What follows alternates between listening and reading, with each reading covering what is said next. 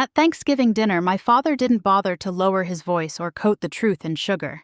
He fixed his eyes on me across the linen and said, loud enough for the whole table, that I was a useless disappointment. Then he pointed at the front door and told me if I was so independent, I could go live on the streets.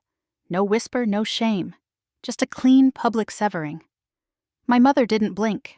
My younger sister, Brooke, hid a small smile in her napkin, as if this scene had been waiting in the wings. My chair felt a mile away from anyone who had ever claimed to love me. I didn't argue. I didn't cry. I pushed my chair back, smoothed my coat, and walked out of that Portland house with my spine straight and my heartbeat steady. With every step, I felt their judgment slide off my shoulders. I'd been carrying it for years like a weight I'd finally decided to put down.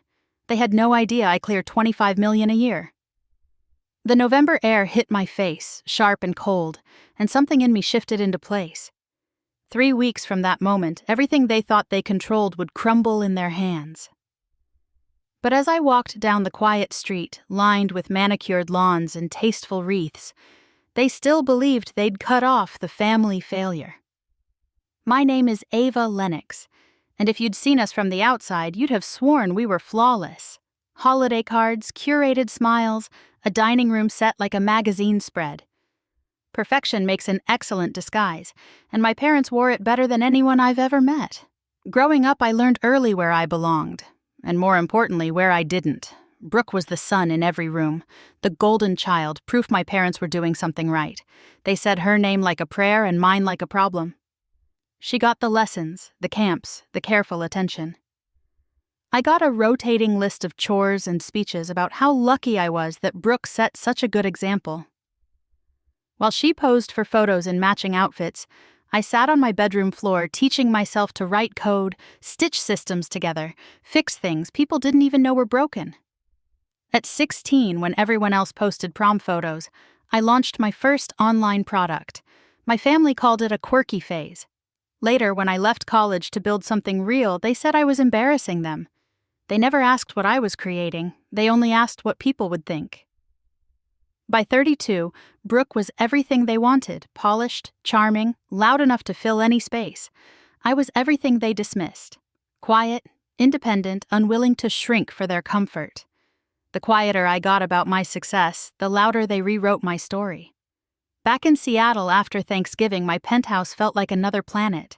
Floor-to-ceiling windows, calm light over the life I'd built line by line of code, deal by deal. Yet their voices still echoed, dragging old ghosts into my kitchen. 3 days after they kicked me out, my cousin Lily texted, "Ava, I need to tell you something. Your mom's been talking. She told people at church you're homeless in Seattle, that your internet hobbies crashed and you're sleeping on couches. They hadn't just exiled me, they were rewriting me." 2 days later, the lie grew teeth. 2 days later, the fallout landed in my inbox. A Portland law firm emailed, asking me to confirm my guarantor status on a renovation loan tied to my parents' house and Brooke's boutique. The balance was just under $400,000, and my name was listed as guarantor. I had never signed anything for them. The attachment showed my signature beneath paragraphs about home improvements and business expansion. Thanksgiving snapped into focus. They hadn't only thrown me out, they'd already spent what they believed I owed them. I forwarded everything to my attorney in Seattle. He called within minutes. "Ava, this isn't a clerical mistake," he said. "This is fraud." Instead of rage, I felt a cold certainty. If they had chained my name to their debt, I would decide how it ended. Over the next days, we documented the forgery, traced the transfers, and positioned me to acquire the loan if it defaulted. 3 weeks after Thanksgiving, my attorney called again. The default had triggered, and now I held the debt, the house, and the lien on the boutique. We invited my parents and Brooke to a quiet restaurant in Seattle and let them believe they were meeting the bank. "My client isn't here on the bank's behalf," my attorney said, sliding a folder across the table. "She is the acquiring party. Miss Lennox now controls the loan." Silence dropped over the room. My father rasped, "You did this to us." "You did it when you forged my name," I said. I offered 2 choices: sell everything to clear the debt or stay as my tenants. A week later they sold, The debt disappeared for good, and I finally felt free.